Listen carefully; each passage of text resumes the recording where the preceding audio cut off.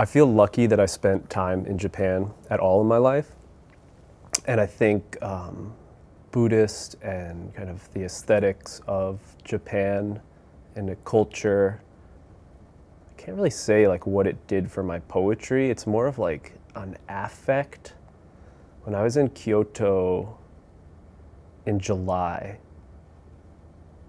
when you're on the bullet train, the drink cart will come by, and the woman will like give out the drinks and you'll buy a drink, and then at the end of the car, she'll turn around and bow to the car and then keep pushing the cart. And then the ticket guy will come by and he'll click the tickets and he'll get to the end of the car and he'll turn around and he'll bow to the car. Is that an aesthetic or is that like a principle? Because there's something about that kind of like attitude of acknowledgement and recognition that I think is really cool. It's also like very strange, you know, like there's a kind of weird like authority complex there. But I don't know, I think it's really admirable in some ways. This like, because I think in Japan, it's less Buddhist than it is Shinto. And the Shinto religion has like this real sense of like objects having like weight and every like their days for special things and Children's Day and Old People's Day and like the pet cemeteries are really, you know, they really embody like these sort of object things. And for me, like that's the sort of spirit that like I would take into poetry, where you kind of like consider things for what they are, which is like, I think close to sacred and sort of like honoring that. Yeah. But that's obviously like just one aspect of Japanese culture.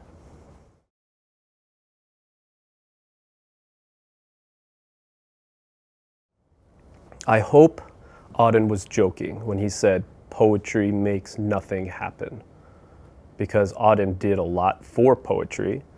He was an important mentor and teacher for a lot of people, an advocate for younger poets, an amazing poet himself. And if human awakening, transcendence, and liberation is nothing, then that's sad. Because I think poetry has the power to truly awaken a mind, a spirit, through the power of language, but also through the power of sort of recognition of the world, and to see the world in a grain of sand, as Szymborska says, that there is like, awareness is a very powerful act. And I think we live in a very kind of distracted economy where it's like the economy of attention and everyone wants you to pay attention to your feed or your thing. And I think poetry is like a recalibration where a poem can sort of like cleave and cut through you and can cut through a lot of the noise and distraction. And that's what I've always seen in poetry. My favorite poets are like the Szymborska era, these poets that came of age in the kind of lived through World War II, the destruction of Europe, Brodsky and Miłosz and Herbert, and then, or Brodsky's a little later, but he's under the sort of Stalinist gulag, and he goes to jail for being a poet, because he's a, what do they call him? They call him he's like it's like a pest or something. He's like a parasite on the culture because he doesn't do anything except write poetry. And I like that because the state always assumes, like Donald Trump's trying to cut the NEA right now, and he's trying to cut PBS, and he's trying to cut NPR. And there's this idea that like arts don't have a value, you know? But you know, you could say for poetry, for film, like that it can really like inspire and awaken you and turn your attention in a really powerful way. And I could talk about that for literally 20 minutes, because I could talk about a film I show in class and like what I try to do with my literature and visual arts students. And poetry for me is like that sounding bell, where it's like you hear it and you recognize that sound. And you're like, I've heard that before, or I've felt that before, or I've seen that before. And the poem can sort of like slap you, you know? And that's not nothing. That's a really powerful act.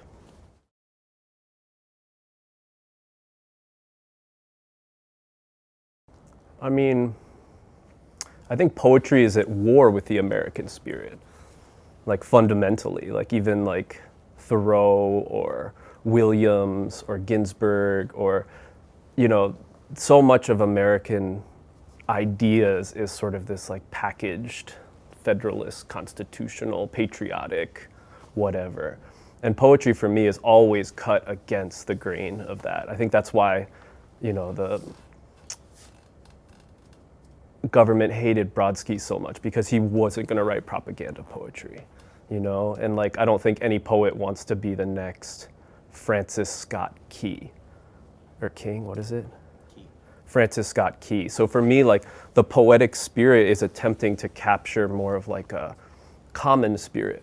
And so for me, like the great embodiment of poetic spirit in the Americas is like Whitman and Dickinson. That's where like I start my poetry classes, where here you have like two visions of what like an American like feeling could be, and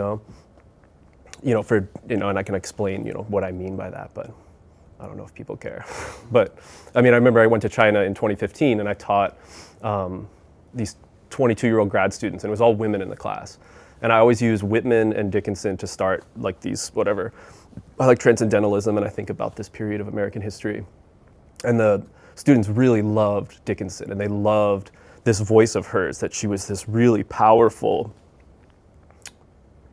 quiet voice, but the way she uses syntax and the way she uses language, she creates these little time bombs of a poem, and it's not the wide breadth and the big, bodied spirit and the naked swimming in ponds that Whitman does. If you read his collected, like the Library of Congress one, there's a great essay where Whitman like talks about how you should swim naked in a pond every day. Like that's what's good for the spirit, And Dickinson's obviously the exact opposite. But I like those two. I think that's like a very kind of yin yang, And that for me, that's like the discourses that run through like American poetry. That it's really trying to challenge a national identity and really trying to find something more closer to the earth, closer to the ground. I don't know.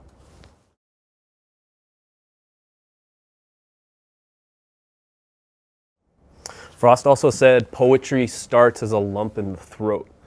And I think that's what I would identify more with. That it's not, poetry isn't about what gets lost. It's like poetry, what like tries to be remembered. Like for me, I think of this poet named Amil Alcalay, who teaches in New York. And he did a lot of translation during the Bosnian War. And he's worked a lot with the poet Diane de Prima, who's still alive in San Francisco, one of the great radical beat poets. Really amazing. And in one of his books, I think it's called, I can't remember which one it was. But de Prima writes the introduction, and she says something, it's like a day book he wrote, and it's like kind of journals from this period, and he's sort of reconstructing. And she says something along the lines of like, the miracle is that anything is left at all, that anything is remembered. And if you think of like your cycle of days and like all the things that we go through, even in the past 2 years under this crazy political cycle, like the fact that anything is remembered is really amazing. And that's what I tried to do with the book. City of Water was like an attempt to like sort of like a cartography of that moment. I started writing it the day Trump got elected on Inauguration Day, 1/20. And it wasn't like, oh, like I, simply hate the Donald, which I do. But it just felt like a spirit of malevolence. And the speech he gave was, I think it should be called and remembered in the annals of history as the Carnage in America speech. And there was that list of all the words he had used for the first time, carnage and bloodbath and all this crazy shit. And that's just like sort of, racist, hateful rhetoric. And so for me, a poem was like an attempt to kind of like recalibrate, like what else is there, And so if you just go to the official history, that's what is told to you. But your history and your community's history and the things that happen around, the tree on the street, like that's a different kind of remembering. So for me, the poetry isn't the lostness. The poetry is like the refinding. It's like, it's getting it back, And that's what the poetic act for me is. It's like a retrieval. I think that's why it's really hard for me.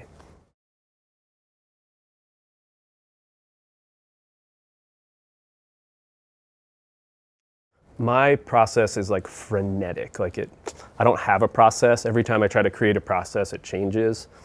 And for me, I'm just always trying to pay attention. That I do some mindfulness stuff. I try to meditate, and I really try to pay attention to what is happening. And I pull lines from books. I pull lines from songs. I listen to a lot of music. And so reading through the book again, I realize all the music that I was listening to at the time, and I'll listen to the same album or the same song hundreds of times. It'll just seep into my infrastructure. And so I read a book by this author who lived with the great artist Agnes Martin. She was like this New York artist, kind of like an abstract, expression type person. And they homesteaded in Arizona, and she was kind of crazy. She had schizophrenia and whatever. So he was sort of helping her. And he built this whole space, and he was a photographer and blah, blah, blah. And so they built this compound, this artist compound, and Agnes Martin would sit in the rocking chair, and Donald would walk past the window, and she would scream out the window, "I'm working, you know." And I love that idea because there's this like obsession with productivity. It's like a neoliberal idea that like you have to be productive, and the writing schedule, and like all the magazines have all this shit. And for me, that's like being the boss in your head, like we have enough bosses. Like we don't need to like boss ourselves. Like I didn't write today, like that sucks. And like I feel that way all the time. Like I feel like completely degenerate. Like I haven't done anything because like I sat around and watched like Italian crime drama all day, But like I know somewhere like that Italian crime drama like will come out, or a phrase or a word or an image, and like I will hold that for a long time. I also watch like a lot of sci-fi shit, so like X-Files and Star Trek. And when I watch like weird serial shit like that, I start taking notes. And so I have like hundreds of pages of notes from like Star Trek and X-Files. And like someday that will be a poem, but like not yet. Is it writing? I don't know. Is it transcribing? I don't know. Because it's half of it is like mishearing anyway, so I don't know. So I guess, yeah, it's like a poetics of observation. And those are the poets that I really vibe with, the people that are like really kind of paying attention.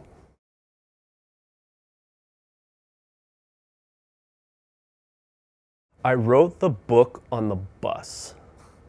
So I wrote all of City of Water on the bus. And I lived in Chelsea, and I went over the Tobin Bridge every day to Haymarket. And I'd gone through this kind of difficult period in my life, and we were going through this difficult political period. So I was feeling very soul-struck, very raw, very sad. And it was winter, and I thought seasonal depression was like a kind of fake condition.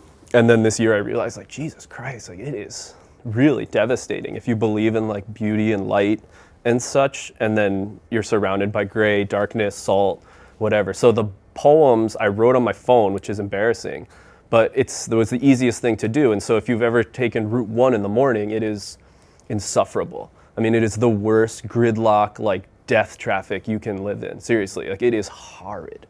And I realized, and if you take the 111 bus, like it is a place of humans. And you can insert whatever adjective you want to describe the humans. So I decided that I was not going to like succumb to the evils of the bus. And so I was going to try to write like sideways out of the bus and myself. And I say sideways because like that's what Dickinson says, like tell the truth but tell it slant. And William Stafford says something about like poetry is like what you see out of the corner of your eye.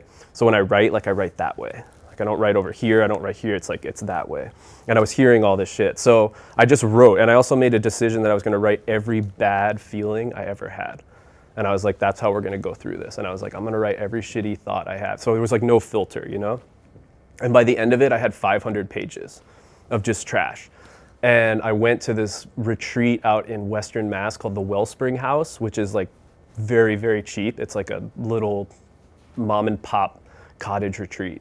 And I encourage everyone to go there. And I didn't have a car. There's 3 stores in the town. I read 4 novels on a squeaky like chair. And I just went through all of these poems. And I just like circled ones that I thought were kind of interesting and some that sucked. And then it was just like a sort of like chopping and screwing and like stitching and moving and trying to figure it out. And it was really hard because it was like when you write in those weird processes, you don't know what you're doing. So you have to like almost, like the editing process, you have to relearn your own like process. You have to like figure out like what are you trying to do? And that was really interesting because I'd never done that before. But it sucked. It was hard.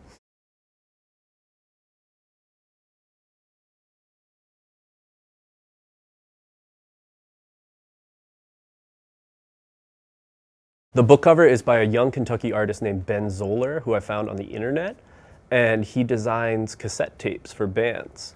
And I really liked that because I love cassette tapes, and I had a cassette player in my car, and I was obsessed all as until last year with cassette tapes as like a weird medium.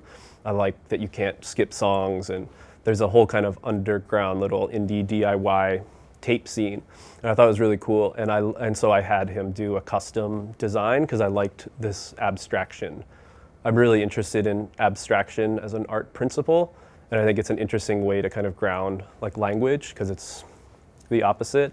And I think he did a really cool job because I sent him the manuscript and he created it. So I thought I didn't have any, I told him I like these 5 that you've done, like let's come up with something. And he came up with this square image that I thought was really rad.